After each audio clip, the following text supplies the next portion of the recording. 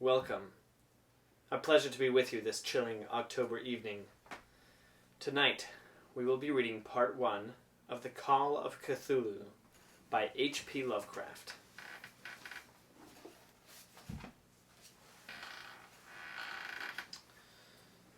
The Call of Cthulhu, found among the papers of the late Francis Wayland Thurston of Boston. Quote, "Of such great powers or beings there may be conceivably a survival of a hugely remote period when consciousness was manifested, perhaps, in shapes and forms long since withdrawn before the tide of advancing humanity, forms of which poetry and legend alone have caught a flying memory and called them gods, monsters, mythical beings of all sorts and kinds." End quote. Algernon Blackwood. Part 1. The Horror in Clay. The most merciful thing in the world, I think, is the inability of the human mind to correlate all its contents.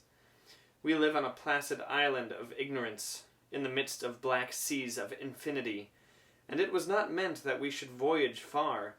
The sciences, each straining in its own direction, have hitherto harmed us little, but some day the piecing together of dissociated knowledge will open up such terrifying vistas of reality, and of our frightful position therein, that we shall either go mad from the revelation, or flee from the deadly light into the peace and safety of a new dark age. Theosophists have guessed at the awesome grandeur of the cosmic cycle wherein our world and human race form transient incidents. They have hinted at strange survivals and terms which would freeze the blood, if not masked by a bland optimism. But it is not from them that there came the single glimpse of forbidden eons which chills me when I think of it, and maddens me when I dream of it. That glimpse, like all dread glimpses of truth, flashed out from an accidental piecing together of separated things, in this case an old newspaper item, and the notes of a dead professor. I hope that no one else will accomplish this piecing out. Certainly, if I live, I shall never knowingly supply a link in so hideous a chain. I think that the professor, too, intended to keep silent regarding the part he knew, and that he would have destroyed his notes had not sudden death seized him. My knowledge of the thing began in the winter of 1926-27, with the death of my granduncle, George Gammell Angell, Professor Emeritus of Semitic Languages in Brown University, Providence, Rhode Island. Professor Angell was widely known as an authority on ancient inscriptions, and had frequently been resorted to by the heads of prominent museums, so that his passing at the age of 92 may be recalled by many. Locally, interest was intensified by the obscurity of the cause of death. The professor had been stricken whilst returning from the Newport boat, falling suddenly, as witnesses said, after having been jostled by a nautical-looking Negro who had come from one of the queer dark courts on the precipitous hillside which formed a short-cut from the waterfront to the deceased's home in William Street. Physicians were unable to find any visible disorder, but concluded after perplexed debate that some obscure lesion of the heart, induced by the brisk ascent of so steep a hill by so elderly a man, was responsible for the end. At the time I saw no reason to dissent from this dictum, but latterly I am inclined to wonder, and more than wonder. As my granduncle's heir and executor, for he died a childless widower, I was expected to go over his papers with some thoroughness, and for that purpose moved his entire set of files and boxes to my quarters in Boston. Much of the material which I correlated will be later published by the American Archaeological Society, but there was one box which I found exceedingly puzzling, and which I felt much averse from showing to other eyes. It had been locked, and I did not find the key till it occurred to me to examine the personal ring which the professor carried always in his pocket. Then indeed I succeeded in opening it. But when I did, so seemed only to be confronted by a greater and more closely locked barrier. For what could be the meaning of the queer clay bas-relief, and the disjointed jottings, ramblings, and cuttings which I found? Had my uncle, in his latter years, become credulous of the most superficial impostures?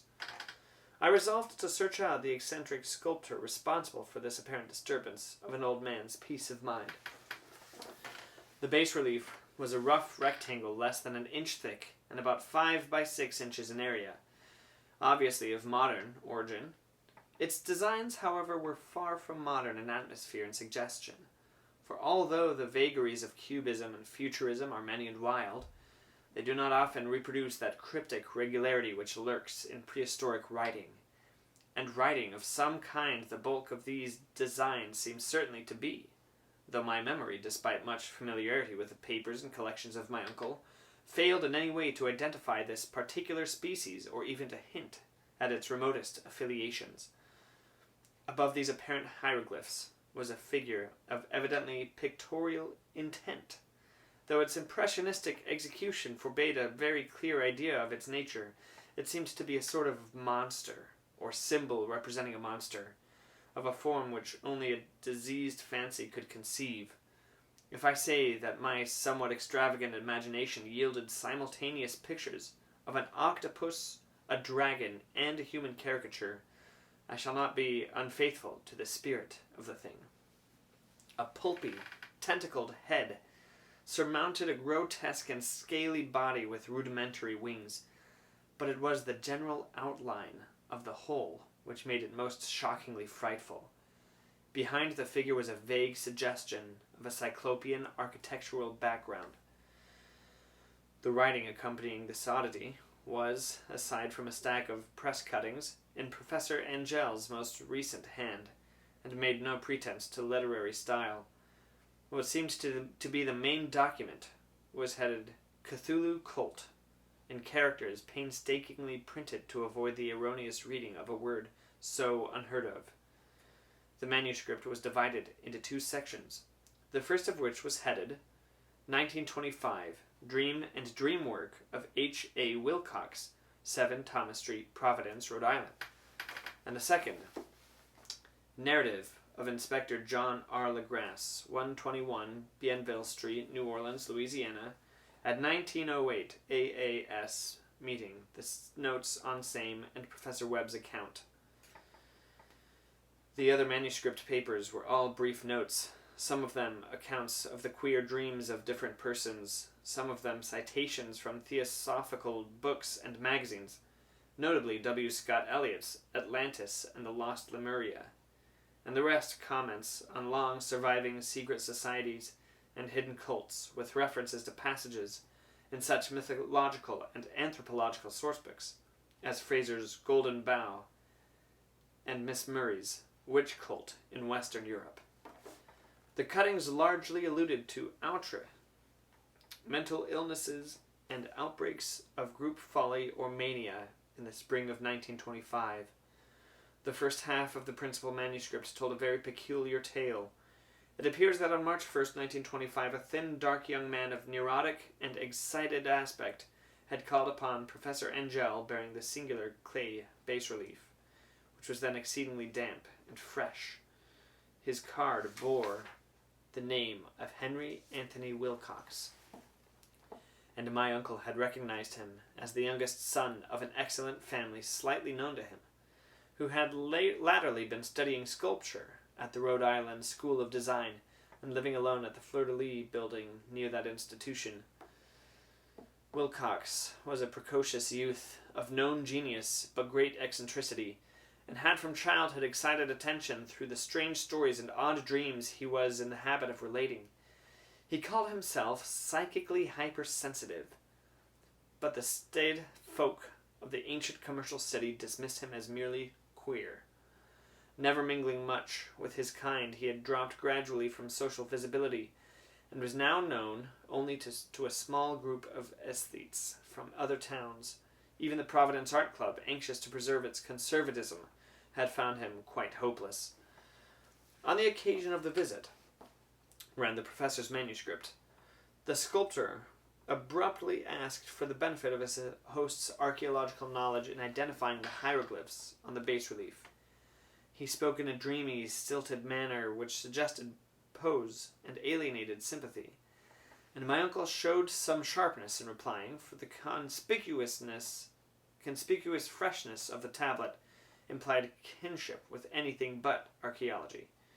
Young Wilcox's rejoinder, which impressed my uncle enough to make him recall and record it verbatim, was of a fantastically poetic cast, which must have typified his whole conversation, and which I have since found highly characteristic of him. He said, "It is new, indeed, for I made it last night in a dream of strange cities, and dreams are older than brooding Tyre, or the contemplative Sphinx, or garden-girdled Babylon."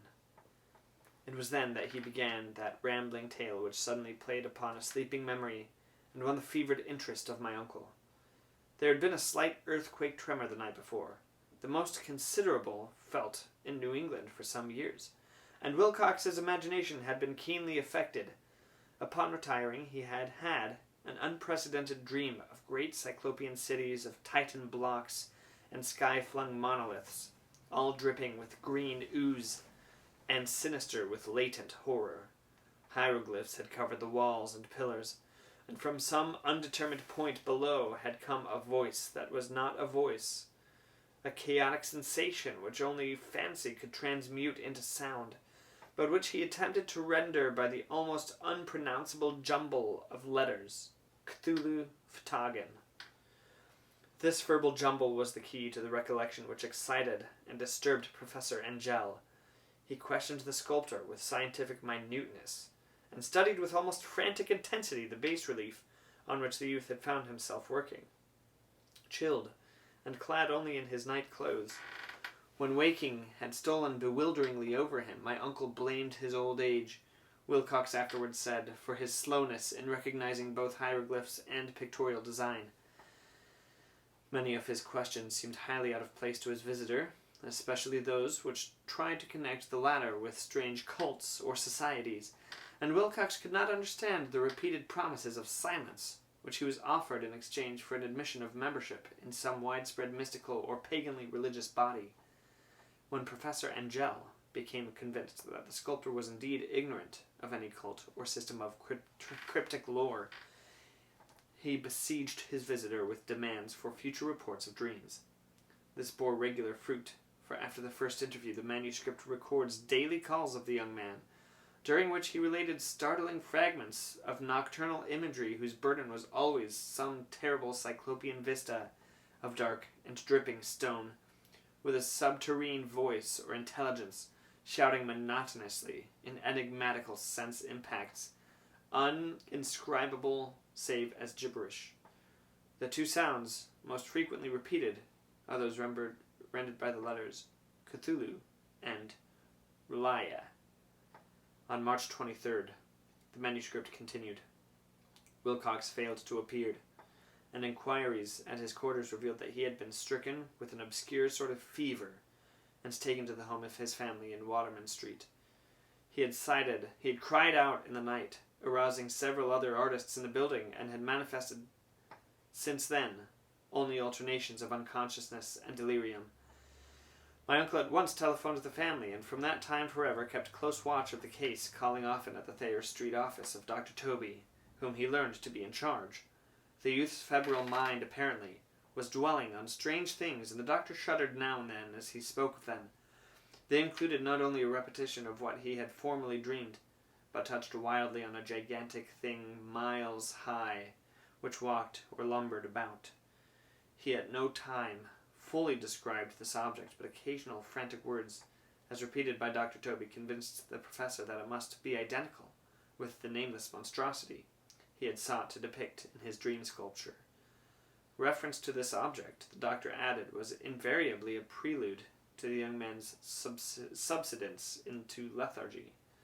His temperature, oddly enough, was not greatly above normal, but his whole condition was otherwise such as to suggest true fever rather than mental disorder. On April 2nd, at about 3 p.m., every trace of Wilcox's malady suddenly ceased. He sat upright in bed, astonished to find himself at home, and completely ignorant of what had happened in dream or reality since the night of March 22nd. Pronounced well by his physician, he returned to his quarters in 3 days, but to Professor Angell he was of no further assistance. All traces of strange dreaming had vanished with his recovery, and my uncle kept no record of his night thoughts after a week of pointless and irrelevant accounts of thoroughly usual visions.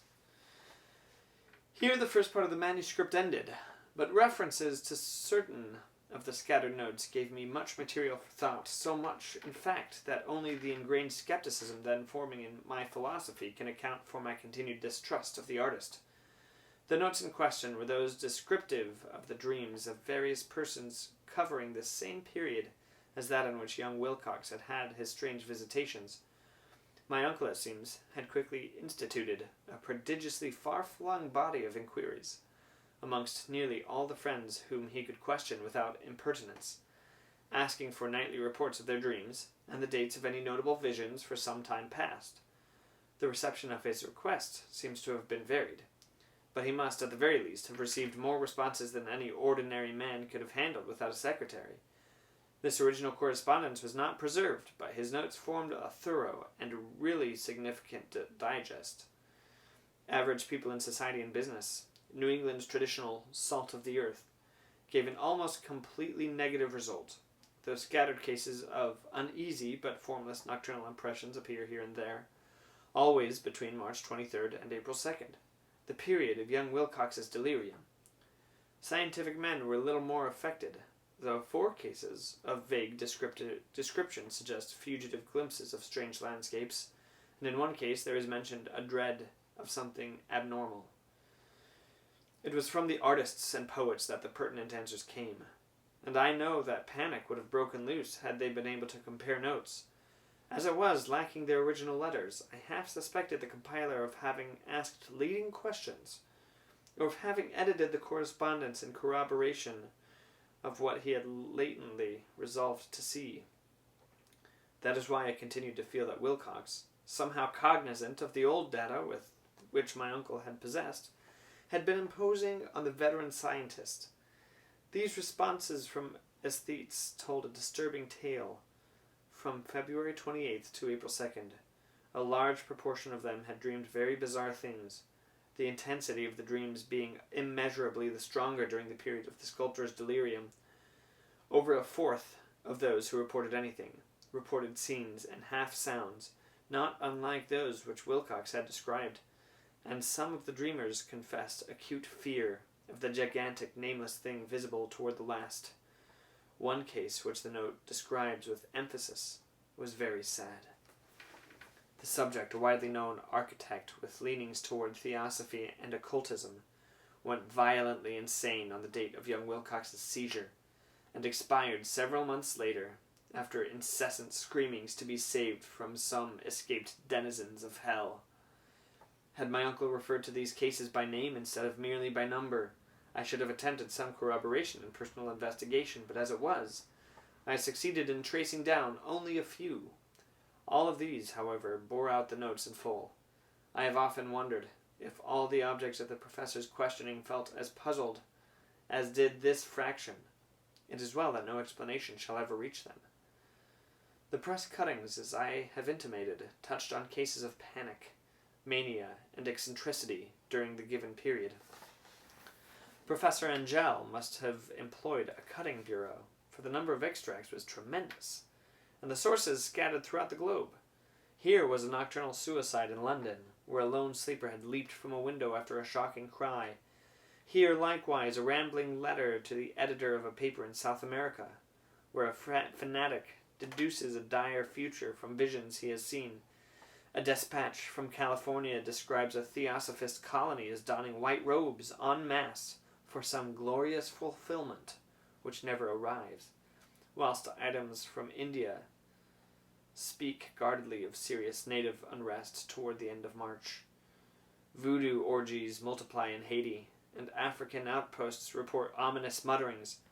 American officers in the Philippines find certain tribes bothersome about this time, and New York policemen are mobbed by hysterical Levantines on the night of March 22nd, 23rd. The west of Ireland, too, is full of wild rumor and legendary, and a fantastic painter named Ardois Bonnet hangs a blasphemous dream landscape in the Paris Spring Salon of 1926. and so numerous are the recorded troubles of insane asylums that only a miracle can have stopped the medical fraternity from noting strange parallelisms and drawing mystified conclusions.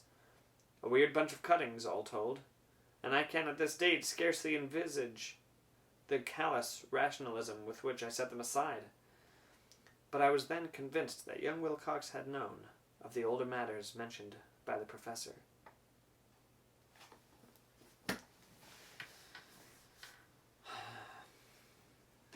Did you know that H.P. Lovecraft said that the proper way to pronounce Cthulhu could not be uttered by human tongues? Fascinating. And on that note, good night.